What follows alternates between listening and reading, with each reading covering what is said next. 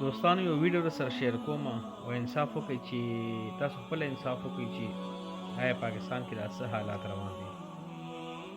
سړي ته جړا ورشي چې داسې ویډیوګانو ګوري آیا ملکونه کم دی نه کم دی ته روان دي او زموږ پاکستان چې کم دی د غوړو چینونو نه وکړو. اوس د دې زنانه جړا تاسو واورئ چې ماشومانو د په کور کې وږي دي، نارې لوږې پې تېرېږي او ډېر د افسوس خبره ده حکمرانانو ته. او بس الله پاک دې دې ازمایش موږ ټول کامیاب کړي، ولې چې دا د الله طرف نه یو ازمایش دی او زموږ چې څنګه اعمال دي داسې حکمران په موږ باندې مسلط شوي دي. نو ډېر زیات د افسوس خبره ده. مهنګایي خلاف هم اوړه چې څنګه ګران شو داسې نوره مهنګایي هم ده، کرایانې ګرانې شوې، روټۍ ګرانه شوه، اوړه ګران شو، غوړي چې چیني هر څه ګران شو، کارونه شته نه.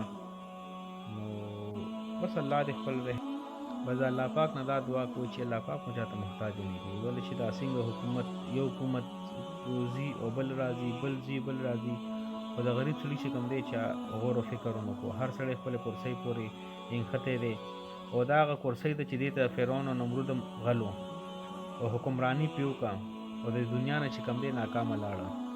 نو د دې خلکو مثال د هغوی مخامخ دی چې هغوی ناانصافي وکړه او داسې شدت ته وګورئ. داسې څومره حکمرانان تیر شوي دي.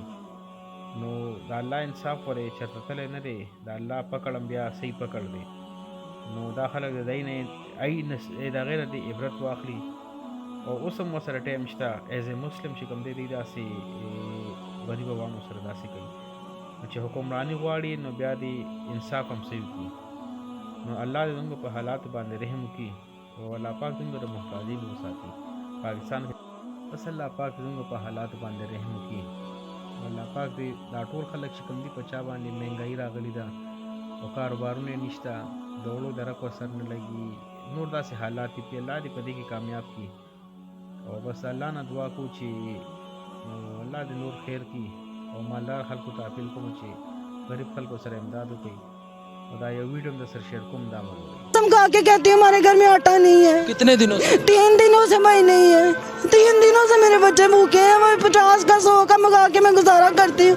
ایک ٹائم کھا لیتے 2 ٹائم بھوکے ہیں. میں ان کو کچھ دے دوں میں خود کھا کے مر جاؤں. میں کیا کروں بھائی، مجھے نہیں سمجھ آ رہی. اگر میں کچھ کھاتی ہوں تو میں کیا کروں بھائی، میں ان کو کیسے بتاؤں. یہ بھائی میرا بچہ اس کے لیے اللہ نے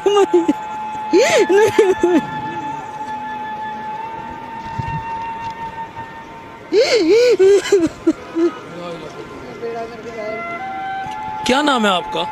میرا کرن نام ہے. کیا کرن نام ہے میرا. یہ بھائی میرے بچے کے حالات ہیں. کرن نام ہے میرا، کرن اجاز ہے. میرے میاں کا نام اجاز ہے بھائی.